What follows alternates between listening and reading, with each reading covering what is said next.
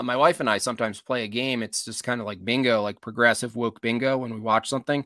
And sometimes we win in the first, episode. Like within 10 minutes, you see, this sort of like contrived push for visibility of different things. So Yeah, we need a overweight superwoman. We need it for diversity. One of the things I wanted to move into, again, cancel culture was just kind of a lead in. But, Devin, you love woke media. That's like your favorite, right? Yep. And so lately, even I've been going rounds about this. We've got Lord of the Rings, right? And I'm sure we've heard all the referrals to Lord of the Rings, right? There's lots of clever names for the new one, right? And then we've got, the Wheel of Time series and all this other stuff where clearly this was not what the characters were intended to be from the opining of the actual creator of the characters, and many liberties are being taken in this type of thing. And it's like, look, isn't that really a reflection of your progressive agenda and the progressive agenda of Hollywood? And it really doesn't have anything to do with the consumer demand anymore. Like, consumers aren't demanding that you make the Lord of the Rings elves a certain color, right? They're not making that demand, right?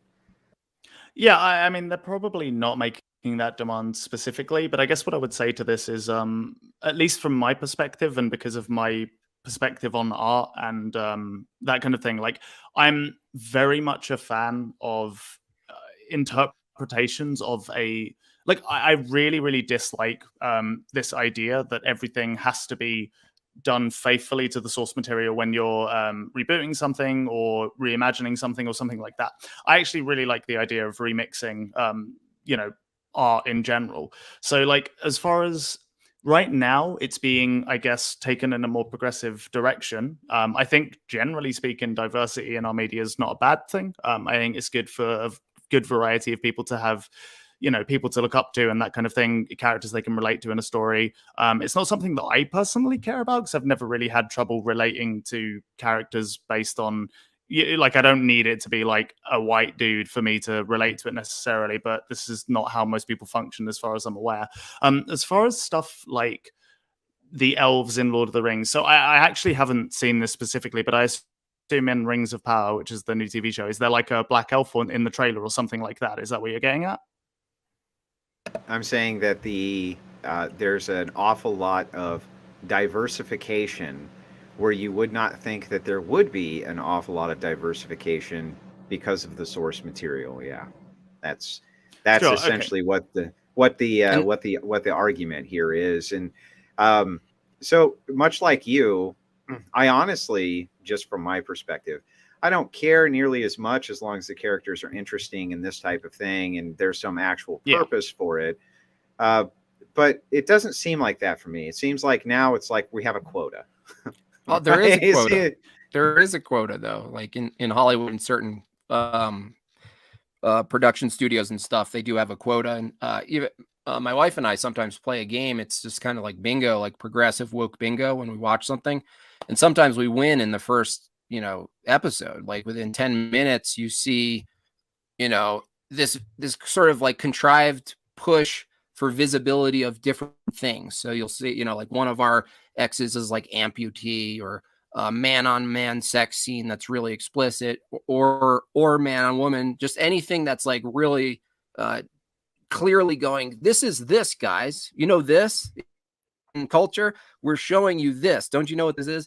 And it's almost like you don't even have to be against woke or progressive, like this kind of thing, to be hit over the head with how contrived it is. Sometimes I actually predict a lot of people in the creative industry who tend to be left-leaning, at least, are going to get tired of it because now they have some constraint. They feel this social pressure to tell a story, but now they have these constraints of reflecting the story, making it consistent with some like virtue or moral issue that exists outside of the story. Like it might not even be relevant. And sometimes you can't even tell a story that you want to tell because you have to make it about something that's external and representing. And I think that's not even going to be peculiar to people against wokeism or, who are based in the right. I think the left you know, I come from that. I was left leaning for 17 years. Artists lived in LA, you know, artists, That's a creative bad people Jim Bob. Bad Jim Bob. yeah, No, exactly. no, Yeah. No. Whoa, Yeah. hang on. I want to hear more about this. Yeah. That sounds Yeah. really interesting. What? And, Yeah, go on. good, good, good.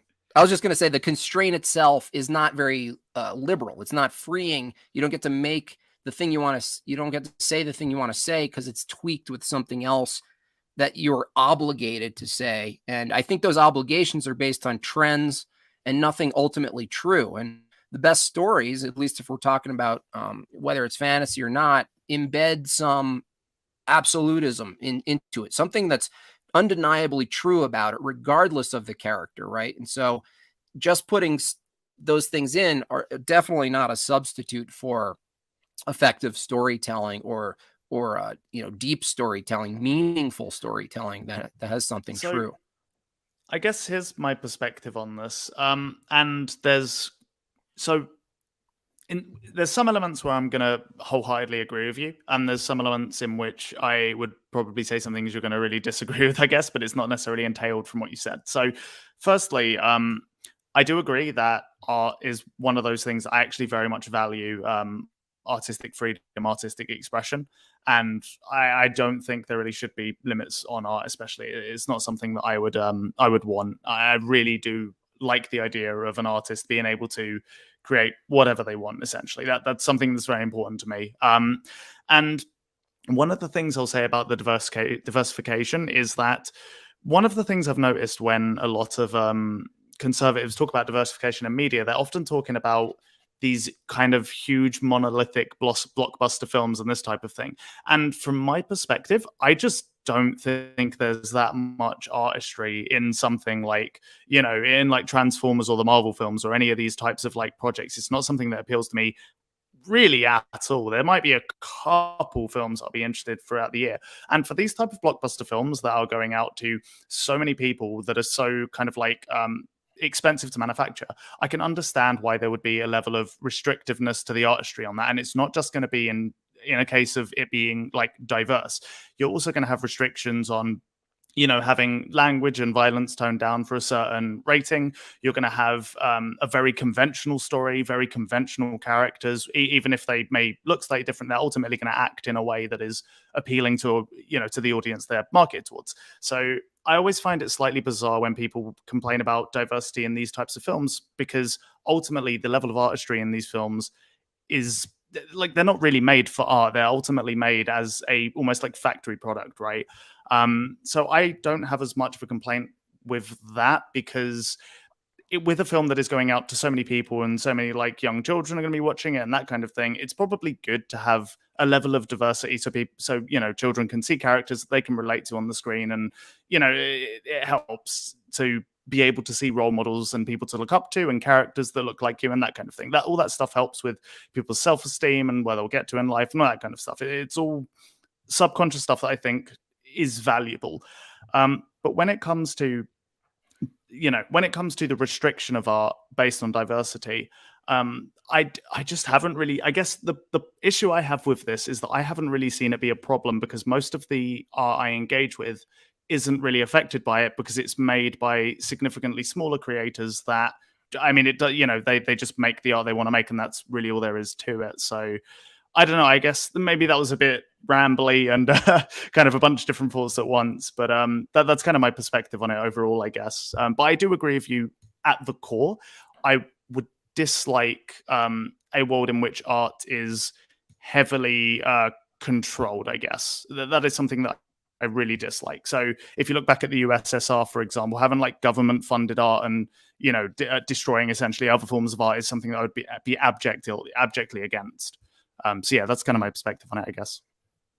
Well, I mean, said something interesting about like, let's take like a big action Marvel thing or something like that, where you're saying the artistry isn't really a part of it. It's just kind of like there might be some tradition part of it, where comics come from, the provenance of all of these things or whatever. But I kind of agree that if someone's complaining on the right that, Batman's counter is, in a wheelchair and LGBTQ or whatever, it's like you're arguing that the importance of Batman to your values. You're putting Batman as some representation of your values, which isn't necessarily true, but at the same time, it works both ways.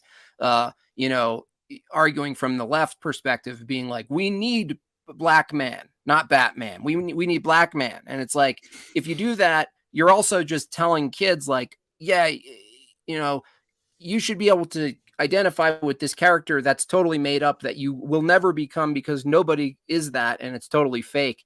I think I agree with you in that realm, but I guess we would then be talking about the underneath those blockbusters, the unrealistic ones, underneath it, where they're telling real stories. If it sounds like we both agree that you don't want to govern the creation through a filter of what's obligated based on the trends of the times, if they're truly demanded for, like Andrew was saying, then I guess you have to make that choice. You might have some concessions artistically. You might be lying about something, even, by putting something that you feel obligated, to put in there. It's like, I see this trend everywhere. I mean, I always make fun of NASA a lot, and I just joke, their thing is, we have space for everyone. There's space for everyone.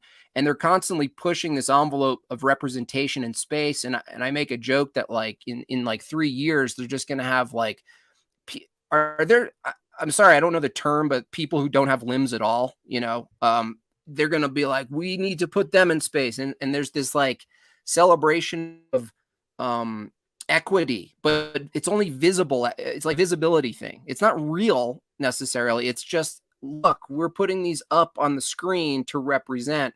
And I think you value some of that. I didn't get from what you said that you ultimately value it above artistry, but that you do value, I guess, what we can call visibility or diversity visibility to some level. But I don't know if I'm not saying you have a direct threshold at which you should and shouldn't do that. I assume, based on your views, it's a case by case thing, and ultimately the creator is in charge of it. Yeah, no, that's pretty true. So like one of the things I will say actually is like having more diversity within something like adverts, I think is for example, that would be like the ideal almost implementation of diversity, because adverts so again, this getting into discussions of art is kind of a weird thing. I do see basically everything as art to some extent. So adverts to me still would be, in a sense, they would still be slightly artistic, but they're mostly just adverts. They're mostly just there to sell you something. So I think when you put diversity in something like adverts, I think that's a good way to implement something like that without it, destroying someone's creation or something like that. That's what I'd say about that. But you wouldn't be someone who demands some new element, skin color or class status or whatnot. Some archetype of the diversity spectrum demand that they become the new character just based on arbitrary value of like, no, we need this we need an overweight Superwoman. We need it for diversity. You wouldn't be that sure, far, right? Yeah. Okay. Yeah.